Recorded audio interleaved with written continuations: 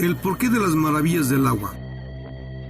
El agua es la sustancia que sustenta la vida en nuestro planeta porque presenta propiedades anómalas, como son los puntos de fusión y ebullición elevados,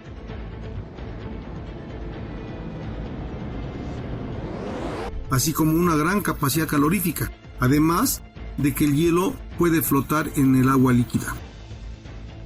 Esto se debe a las fuerzas intermoleculares conocidas como puentes de hidrógeno. Para entender el comportamiento de la materia en estado líquido, en general, es necesario estudiar sus propiedades.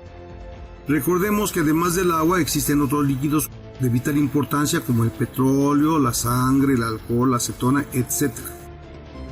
Forma y volumen. Es la propiedad más obvia de los líquidos. Un líquido tiene un volumen constante, pero adopta la forma del recipiente que lo contiene.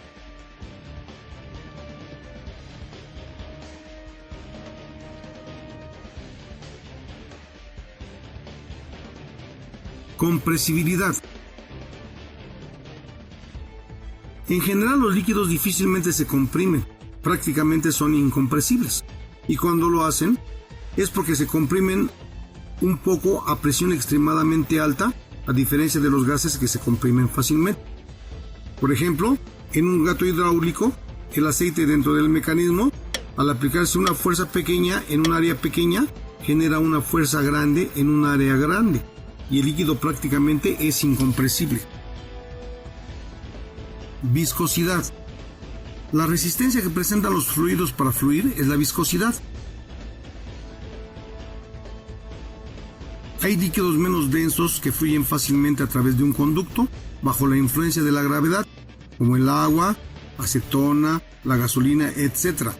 Otros líquidos más viscosos fluyen lentamente, como la glicerina, la miel, el aceite, etc.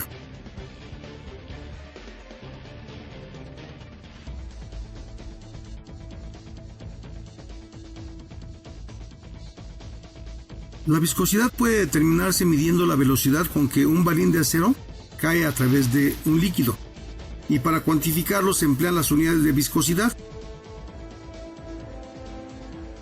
De acuerdo al Sistema Internacional de Unidades, son pascal por segundo, que generalmente se reporta en milipascal por segundo, o centipoise. Un milipascal es igual a un centipoise. Evaporación. Las moléculas de la superficie de un líquido tienden a escapar a la atmósfera. Cuando la energía cinética promedio de las moléculas es suficiente para vencer la fuerza de atracción de las moléculas internas del líquido, entonces se efectúa la evaporación. Presión de vapor. En este caso, las moléculas de líquido con energía cinética suficiente abandonan la superficie del líquido venciendo las fuerzas de atracción de las moléculas internas que la rodean, y a medida que pasa el tiempo, las moléculas abandonan el líquido hasta que comienzan a chocar y por lo tanto a regresar. Cuando la velocidad de evaporación es igual a la velocidad de condensación, se tiene un equilibrio dinámico. Así las moléculas pasan continuamente del estado líquido al gaseoso y del gaseoso al líquido. Punto de ebullición. Cuando la presión de vapor de un líquido es igual a la presión externa que actúa sobre superficie, el líquido hierve, formándose burbujas de vapor dentro de él. El punto de ebullición de un líquido a una atmósfera de presión se conoce como punto de ebullición normal de cualquier tipo de líquido. El agua hierve a 100 grados centígrados a nivel del mar y en la Ciudad de México a 93 grados centígrados. Punto de fusión. Cuando se extrae calor a un líquido, este se enfría hasta llegar a la temperatura de solidificación y por lo tanto pasa después al estado sólido. Por el contrario, cuando el sólido se calienta, pasa al estado líquido. La temperatura por la cual se efectúa este cambio se conoce como temperatura de fusión. El agua tiene un punto de fusión de 0 grados centígrados. Densidad. Es la relación que hay entre la masa de un cuerpo y su volumen. Su unidad de medición, de acuerdo al Sistema Internacional de Unidades, es kilogramos sobre metro cúbico, pero cotidianamente se mide en gramos sobre litro o gramos sobre mililitro.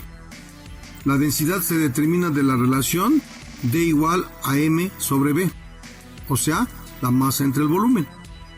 Los valores de densidad de los líquidos son valores intermedios entre los gases y los sólidos.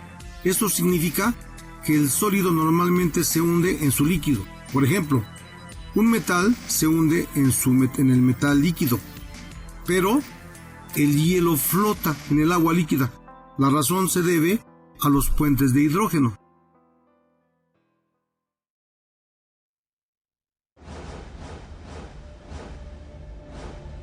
Capacidad calorífica. Todas las sustancias al calentarse modifican su temperatura y la magnitud de este cambio es diferente para cada sustancia.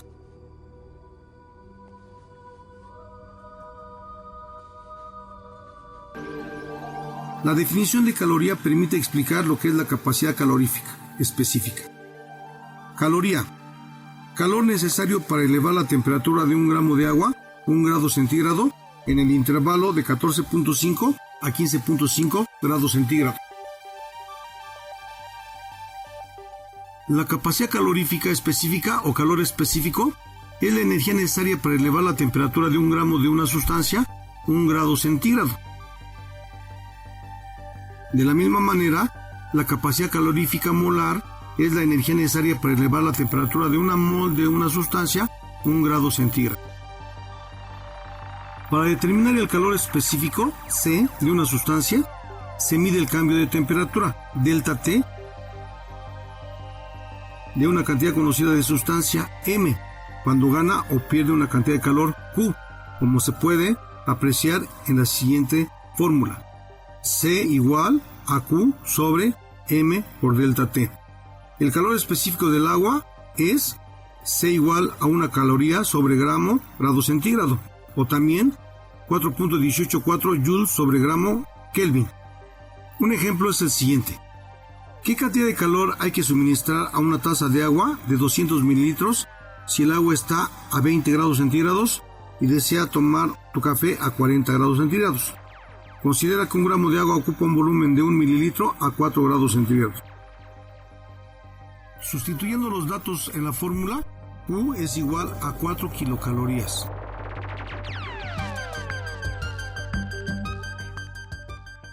Calor latente de fusión y evaporación. El calor latente de fusión es aquel que se suministra a una sustancia en estado sólido para separar totalmente sus moléculas de la estructura cristalina, y al separarse estas se obtiene el estado líquido. Por ejemplo, en el hielo las moléculas se encuentran muy juntas en una posición semifija, unida por fuerzas de atracción conocidas como puentes de hidrógeno, a una temperatura de 0 grados centígrados. Y para que sus moléculas se separen y por ende se derrita el hielo, se debe suministrar calor para que las moléculas vibren con movimiento cada vez más fuerte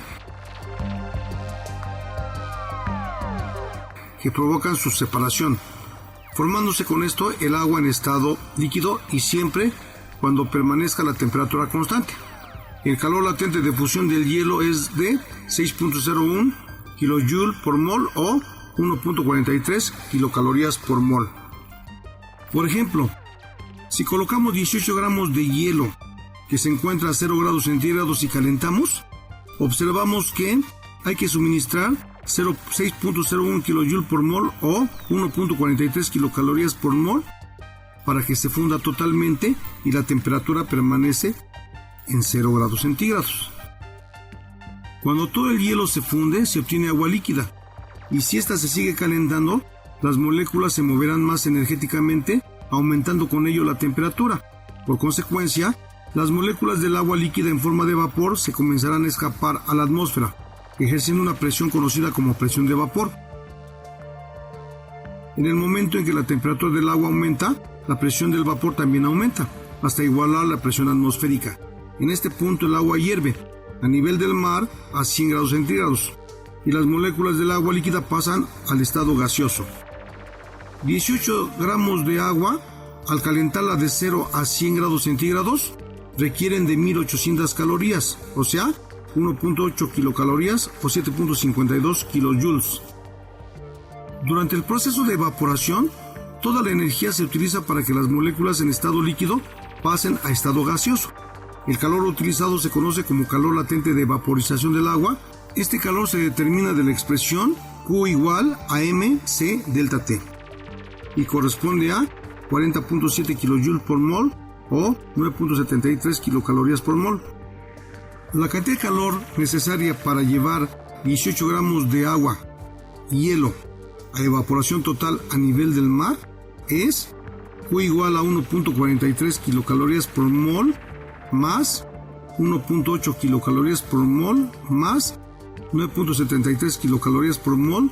En total nos da 12.96 kilocalorías por mol o también 54.23 kJ por mol.